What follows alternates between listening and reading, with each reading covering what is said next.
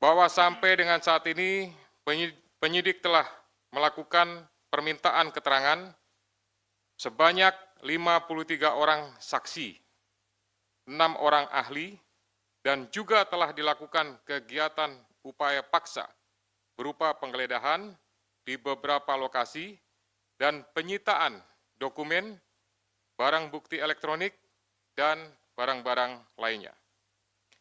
Guna kepentingan penyidikan terhadap tersangka HK, dilakukan penahanan selama 20 hari, terhitung mulai tanggal 20 Februari 2025 sampai dengan tanggal 11 Maret 2025. Dan penahanan dilakukan di cabang rumah tahanan negara dari Rumah Tahanan Negara kelas 1 Jakarta Timur. Terhadap perkara suap, yaitu bersama-sama dengan Harun Masiku dan kawan-kawan memberi sesuatu hadiah atau janji kepada Wahyu Setiawan selaku anggota Komisi Pemilihan Umum tahun 2017-2022 bersama-sama dengan Agustiani Tio F terkait penetapan anggota DPR RI terpilih 2019-2024 tetap dilakukan penyidik KPK pemberkasannya secara simultan. Saya cuma mau baca puisi boleh? Puisi ini ditulis tahun 66 yang menulis namanya Yuyun SS. Judulnya Lampu Merah. Bila hari ini kebenaran didustakan, bila hari ini kenyataan dipalsukan, tunggulah hari esok, kemanusiaan akan dinistakan. Bila hari ini orang lain tidak benarkan, bila hari ini orang lain tidak adilkan, tunggulah hari esok, kalian akan dapat giliran. Bang, kan Abang dari tadi bersama dengan Pak Magdir nih, mungkin ada Pak Magdir mungkin menyampaikan pesan apa terkait dengan pemeriksaan tadi? Tadi sudah dijelaskan panjang lebar Pak Magdir di dalam dan di atas ya, teman-teman bisa kutip itu. Dan menurut saya cukup membacakan puisi itu, saya mau ke DPP dulu. Merdeka. Dikabarkan ditahan di KPK. Siapa itu? Mas Hasto.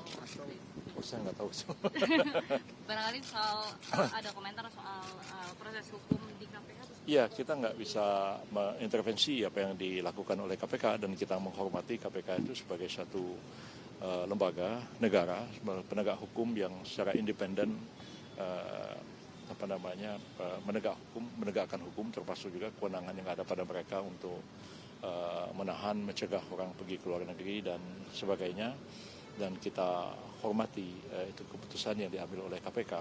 Jadi kepada orang yang ditahan oleh KPK itu kita hormati juga hak-haknya untuk melakukan pembelaan.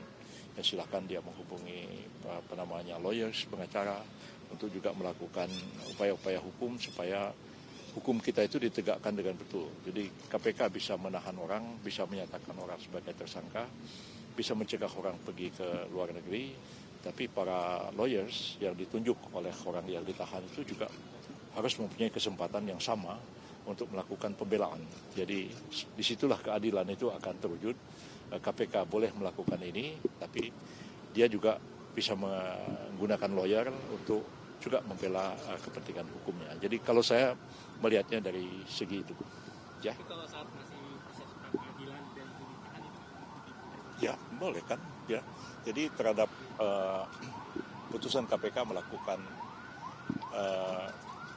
kalau orang ditahan mungkin belum ada presidennya bisa pra-peradilan ya. Tapi kalau orang ditetapkan sebagai tersangka itu bisa diajukan pra-peradilan apabila kita berpendapat bahwa dua bukti permulaan yang cukup itu tidak dipenuhi. Jadi belum masuk ke materinya. Tapi kalau ada pihak yang mengatakan ketika dia ditahan, bisa nggak keputusan penahanan itu digugat pra-peradilan? Memang aturan hukum kita belum ada. Ya, tapi kalau mereka mau coba silahkan aja. Dan saya sebagai pemerintah akan melihat itu. Sebab begini, orang ditahan itu kan karena 3 alasan. Ya, pertama dia ditahan karena khawatir dia akan melarikan diri. Ya, yang kedua khawatir akan menghilangkan barang bukti.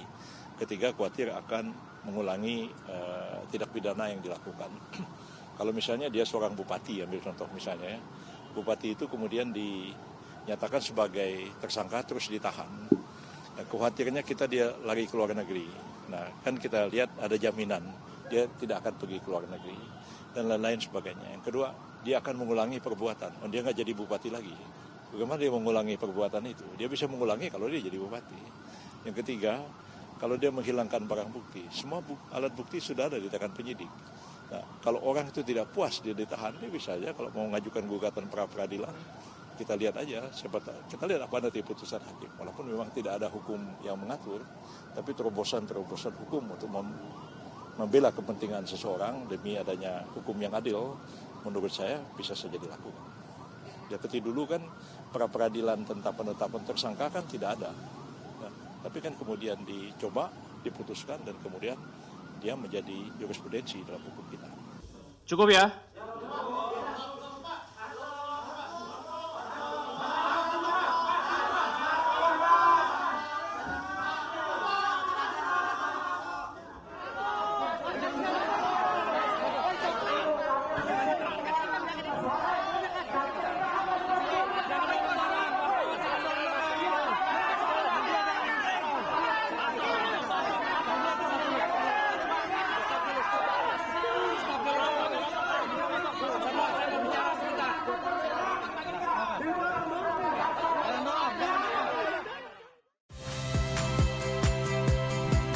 Saya Yasir Neneama. Saksikan program-program Kompas TV melalui siaran digital, pay TV, dan media streaming lainnya. Kompas TV, independen, terpercaya.